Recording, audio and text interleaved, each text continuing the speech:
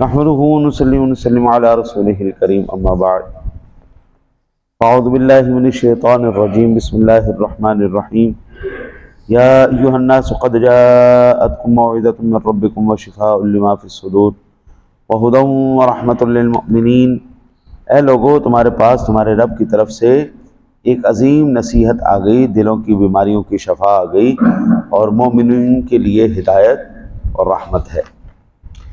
اللہ تعالیٰ کے احسانات میں سے ایک بہت بڑا احسان جس کو میرے رب نے خود ہم پر جتایا ہے، اللہ تعالیٰ کی ہر نعمت ہم پر احسان، اللہ تعالیٰ کی ہر چیز ہم پر احسان، لیکن اللہ نے کسی چیز کا احسان نہیں جتایا۔ ہر چیز، صحت یہ اس کا انعام ہے، اس کا احسان ہے، ہمارے حواس خمسہ یہ اس کا احسان ہے، ہماری عزت آبرو، ہماری اولاد، ہمارا گھر بار، یہ سب کچھ اللہ کا احسان، سب احسان، لیکن اللہ نے کسی چیز کا احسان نہیں جتایا۔ ایک چیز ہے جس کا اللہ نے احسان جتایا، وہ ہے اپنے محبوب کو جب ہمیں عطا فرمایا۔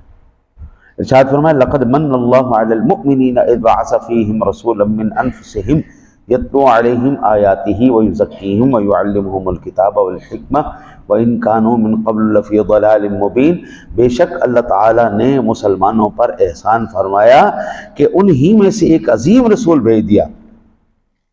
سب سے پہلا احسان، عظیم رسول بھیجا، انہی میں سے آیا، نہ فرشتہ ہے، نہ جن ہے، نہ کوئی اور مخلوق، انہی میں سے، انسانوں میں سے۔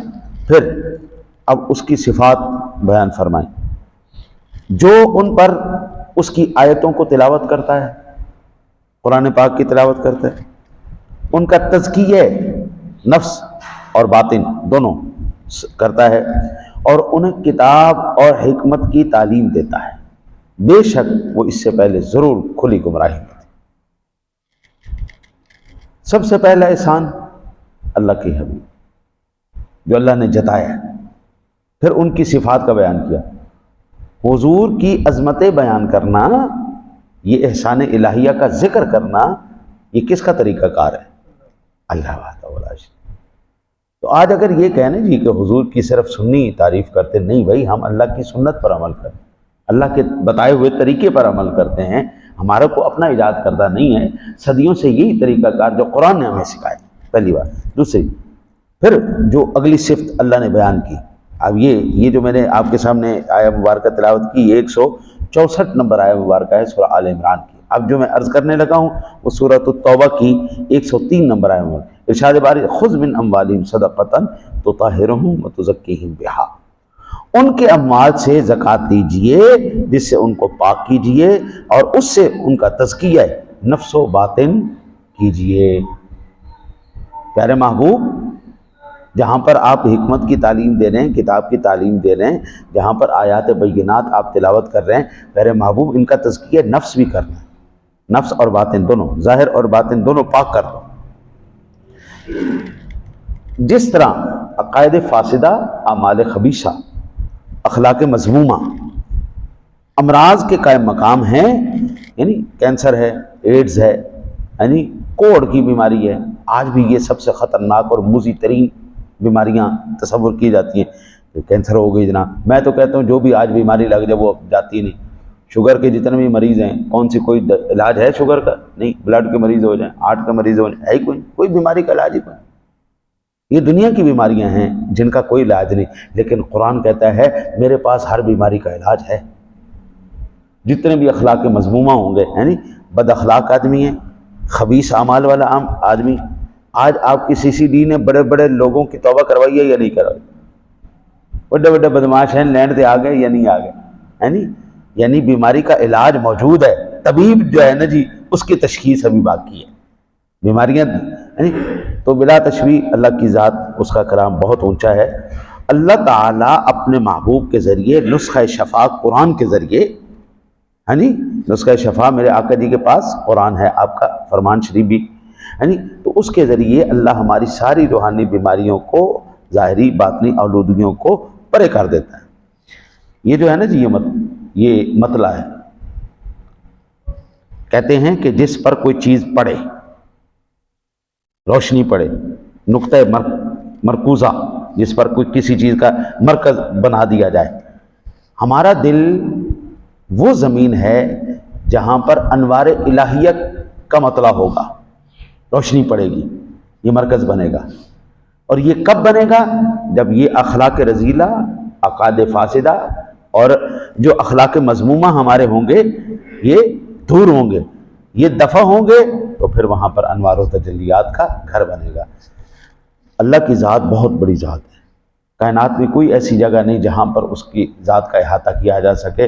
اگر اللہ وحدہ لا شریک کسی جگہ آ سکتا ہے تو مومن کا دل ہے، بندہ مومن کے دل میں میرا رب آ سکتا ہے، کائنات میں کوئی ایسی جگہ نہیں۔ اس لیے فرمایا موعظۃ من ربکم وشفاء لما فی الصدور، یہ تمہارے رب کی جانب سے نصیحت، دل کی بیماریاں اور بیماریوں کے لیے شفا ہے، یہ دل کی بیماریوں کے لیے شفا ہے اور نصیحت ہے۔ جب انسان عقائد فاسدہ، اعمال خبیثہ، اخلاق رذیلہ سے منزہ، پاک صاف ہو جاتا ہے تو اس کا دل روشن ہو جاتا ہے، اس میں انوار الہیہ منعکس ہونے لگتے ہیں۔ یہ سورج جو ہے نا جی، سورج یہ اپنی شعاعیں پھینک رہا ہے اور اس کی شعاعیں جا رہی چاند کے اوپر، چاند سے وہ شعاعیں منعکس ہو کر زمین پر آ رہی ہیں۔ چاند از خود روشن نہیں ہے، چاند از خود روشن نہیں ہے، چاند کو روشن کیا ہے سورج نے، اور وہ جو سورج اس کے اوپر روشنی ڈال رہا ہے وہ پھر چاند سے منعکس ہو کر ہماری زمین پر آ رہی ہے۔ ہم کہتے ہیں چاند نے زمین کو روشن کر دیا، چاند کی چاندنی نے زمین کو روشن کر دیا، حقیقت میں چاند کی چاندنی نہیں ہے، یہ سورج کی روشنی۔ بلا تشبیہ بندہ مومن کا دل جب پاکیزہ ہوتا ہے پھر اس ذات کے انوار و تجلیات اس پر پڑتے ہیں، اور جب اس کے انوار و تجلیات اس ذات پہ پڑتے ہیں، اس تجلیات قدسیہ سے فیض یاب ہونے کے بعد پھر وہ پوری دنیا کو جو ہے روشن کرتا ہے۔ آپ دیکھیں نا جی، اللہ والوں کے پاس آپ بیٹھتے ہیں، آپ کو ایک دلی سکون حاصل ہوتا ہے، ایک اطمینان ہوتا ہے۔ یہ عبادت گاہوں میں آپ چلے جائیں، جتنی بڑی مسجد ہوگی اتنا زیادہ سکون آپ کو حاصل ہوگا۔ آپ یہاں پر بیٹھیں آپ کو سکون حاصل ہو رہا ہے، آپ داد صاحب رحمۃ اللہ تعالیٰ علیہ چلے جائیں وہاں پر آپ کو اور سکون حاصل ہوگا، آپ مسجد اقصیٰ چلے جائیں وہاں پر اور سکون حاصل ہوگا، آپ بیت اللہ شریف میں چلے جائیں آپ کو اور سکون حاصل ہوگا۔ کیوں؟ جتنا زیادہ ذکر الہی ہوگا، جتنے اللہ والے زیادہ ہوں گے اتنا سکون آپ کو اور ملتا جائے گا۔ اور بیت اللہ میں پوری دنیا سے اللہ والے اکٹھے ہوتے ہیں، مدینہ شریف آپ چلے جائیں، روضہ رسول پر چلے جائیں، آپ کو ایک اطمینان اور ایک سکون حاصل ہوگا۔ گھر میں، دفتر میں، بازاروں میں وہ سکون حاصل نہیں ہوتا جو مساجد میں حاصل ہوتا ہے۔ یہاں پر ذکر اللہ زیادہ ہوتا ہے، یہاں پر اللہ والے زیادہ آتے ہیں، یہاں پر نسبتیں زیادہ ہیں، اس وجہ سے سکون ہوتا ہے۔ اب تو میں خود یہ کہہ سکتا ہوں کہ میں نے بیت اللہ شریف پہ اللہ تعالیٰ کے انوار و تجلیات کو برستے ہوئے دیکھا ہے، وہاں پر نیک لوگوں کو دیکھا ہے، میں مسجد نبی کے نظارے کر کے میں تو یہ کہہ سکتا ہوں جب یہ مقام آ جائے کہ آپ کو اللہ کے گھر میں سکون حاصل ہو اور وہاں سے گند نکل کے باہر ہونا شروع ہو جائے تو پھر اللہ ارشاد فرماتا ہے یا ایتھا النفس المطمئنہ ارجعی الی ربک، اوے اطمینان والے نفس چل اپنے رب کی طرف لوٹ جا۔ یہ ہوتا ہے بندہ مومن کی کمال۔ حضور کا امتی، اس کی ذات، اس کی کرم نوازی اور اس کی خفیہ تدبیر سے بھی ہم ڈرتے ہیں، امیدوار ہیں اس کے کرم نوازی۔ حضور کا امتی ہو، حضور سے محبت کرنے والا ہو، بغیر توبہ کے اللہ مرنے نہیں دیتا، اس کے گناہوں کو اللہ تعالیٰ پہلے معاف کرتا ہے، مغفرت کے اسباب پیدا کرتا ہے۔ کبھی اللہ وحدہ لا شریک اس کو صدقہ خیرات کی توفیق دے دیتا ہے، چل بھائی صدقہ خیرات کر۔ دیکھیں نا قرآن کہتا ہے نا خذ من اموالہم صدقۃ تطہرہم وتزکیہم بہا، محبوب ان سے پیسے لیجئے، زکوٰۃ دیجئے اور ان کو پاک کیجئے، ان کا ظاہر باطن پاک کیجئے۔ جب پیسہ اللہ زیادہ دے دے اور وہ پاک کرنا چاہے اس کو تو پھر اللہ اس کو خیرات کی توفیق دیتا ہے، اللہ تعالیٰ پھر اس کو توفیق دیتا ہے، نیک کام کر چلا ایسے کر چلا ایسے۔ اچھا جی، جس کے پاس نہ ہو پھر اللہ بیمار کر دیتا ہے، اس کو بیماریاں لگ جاتی ہیں، پریشانیاں لگ جاتی ہیں، دکھ لگ جاتے ہیں، کبھی اولاد کی تکلیف ہے، کبھی بیوی کی تکلیف ہے، کبھی گھر والوں کی تکلیف ہے، کبھی رشتہ داروں سے تکلیف ہے، اور یہ بیماری جو ہے کرم بن کے آئی ہے یا پھر اللہ کا عذاب بن کے آئی ہے۔ اس کا سب سے آسان طریقہ ہے جس بیماری میں تجھے اللہ توفیق دے عبادت کی، توفیق دے نیکی کی، وہ بیماری تیرے لیے رحمت ہے، اور جو بیماری تجھے اللہ کی عبادت اور اس کے قرب سے دور کر دے، بس وہ اللہ تعالیٰ کی طرف سے عذاب ہے۔ وہ بیماری بالکل اچھی نہیں، جو تمہیں عبادات سے اور اپنے فرائض سے دور کر دے، وہ بیماری مذموم ترین بیماری ہے۔ اور جو اللہ کے قریب کر دے، حضرت سیدنا ایوب علیہ نبینا علیہ الصلوۃ والسلام نے کتنا عرصہ بیماری میں گزارا ہے، لیکن کیا ایک بھی زبان پر شکوہ لائے؟ ہے نہیں۔ جب آپ کی بیوی نے آپ سے بات کی کہ آپ جو ہے اس بیماری میں اتنے عرصے سے ہیں، ہم بھی تنگ آ گئے آپ کی کر کے، اللہ سے دعا کیوں نہیں کرتے؟ آپ نے فرمایا تو ٹھہر جا، تو میرے تے گل کیتی ہے نہیں، میرے صبر دے ہوتے تو جڑا نے بات کیتی، میں ٹھیک ہو لین دے، تین میں 100 کوڑے مارا۔ حضرت یہ وہ پھر مقام آتا ہے، پہلا درجہ، یا ایتھا النفس المطمئنہ، اے اطمینان والے نفس، ارجعی الی ربک، اپنے رب کی طرف لوٹا۔ پھر ہدایت کا متوسط درجہ، ففروا الی اللہ، سو اللہ کی طرف بھاگو۔ پھر آخری اور تیسرا درجہ، قل اللہ ثم ذرہم فی خوضہم یلعبون، آپ کہیے اللہ پھر ان کو ان کی کج بحثی میں الجھا ہوا چھوڑ دیجئے، ٹھیک ہے نا جی۔ اب اللہ وحدہ لا شریک، ساتھ فرماتے دیکھیں، آپ مسجد میں آئیں، مسجد میں آنے کے بعد سب سے پہلا کام، اگر یہ بات آج سمجھ میں آ گئی نا جی کہ بولا، تو میں سمجھتا ہوں کہ ساری باتیں ہماری سمجھ میں آ جائیں۔ انسان کا دل کبھی بھی، انسان کا ذہن کبھی بھی خیالات سے، تصورات سے، معاملات سے پاک نہیں رہ سکتا۔ ہمارے دل میں حسد بھی ہے، ہمارے دل میں کینہ بھی ہے، ہمارے دل میں بغض بھی ہے، ہمارے دل میں دشمنی بھی ہے، ہمارے دل میں سارا کچھ ہے، کاروبار بھی ہے، سارا کچھ ہے۔ لیکن جب مسجد میں آئے نا تو سب کچھ وہ دروازے کے بعد جوتیوں کی جگہ پہ چھوڑ کے آ جائیں۔ یہاں پہ آئیں، صرف 2 کام ہونے چاہیے، ایک یا اللہ میری مغفرت کر دے، میری بخشش کر دے، دوسرا اللہ کی عبادت، بس۔ یہاں پر آ کر جس کو اللہ ذلیل کرنا چاہے اللہ معاف کرے۔ ذلیل اللہ کیسے کرتا ہے؟